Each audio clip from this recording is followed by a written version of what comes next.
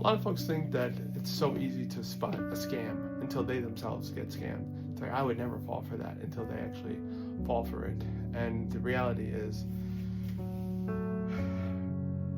anybody can become a victim of these scams. But here's the good news. Any scam is a scam, which means it cannot be true. So when you find yourself in a suspicious situation, messaging with a counterparty that you're like not so familiar with, you're getting dodgy vibes, ask for reasonable proof. I did hear of one kind of dire scam where somebody called up and said, hey, we have your close family member kidnapped, and unless you Zelle us or whatever some amount of money, we're going to harm them. And say, okay, send me a picture of them, put them on the phone. That's of course a more extreme example, but that's the gist, right? Like, I did almost get caught by an interview scam for a position to do the work that I do, and we got kind of like down the line. I was like, okay, show me proof. Like, they're trying to inject malware onto my machine, but before that we came to that point, and I asked them to show me something legitimate from their company. And of course, they'll try to produce legitimate looking proof, but again, it's a scam, so they can't. There's going to be there has to be an inconsistency somewhere, because the fact is, it isn't true. If it weren't true, you'd be able to figure it out. But it's not. Now, some of these people are very sophisticated and they can fool you, but if you're in that situation, you just keep asking until you get a reasonable response. When you're in a real situation with real people, on the other end, somebody's going to tell you something reasonable.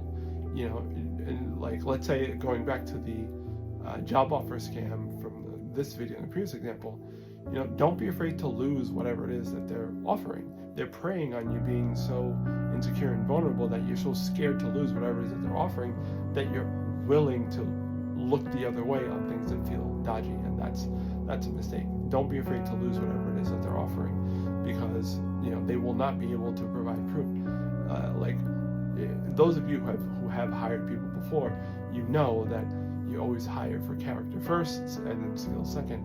And that being the case, if somebody asks you for reasonable proof of whatever it is, you're not going to get mad and say, I'm not going to hire them unless you're like a maniac, and you got to keep that in mind when you deal with people. Whatever it is, whether it's a hiring scam or any other kind of fraud, asking for reasonable proof shouldn't kill the deal. And in fact, in many deals that I've been involved in, when you ask for reasonable proof, it sometimes enhances the deal.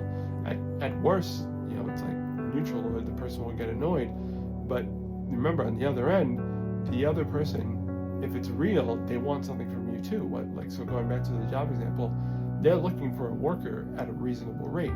Or going to a dating example, the other party is looking for a partner that is reasonable and good. So asking for something reasonable should not kill the deal. So don't be afraid to lose whatever it is that they're offering. And if it sounds dodgy even in the slightest bit, question it and ask for legitimate proof. And if they can't provide it, then just move on. If it was real, they'd probably somehow pursue you in a reasonable way after. If you start seeing incessant follow-up, chances are it's a scam and warrants further investigation. Be safe out there. I am a cybersecurity marketing specialist. I help cybersecurity firms go to market, and I'm open for collaboration right now. So if I'm wrong, let me know in the comments. Peace.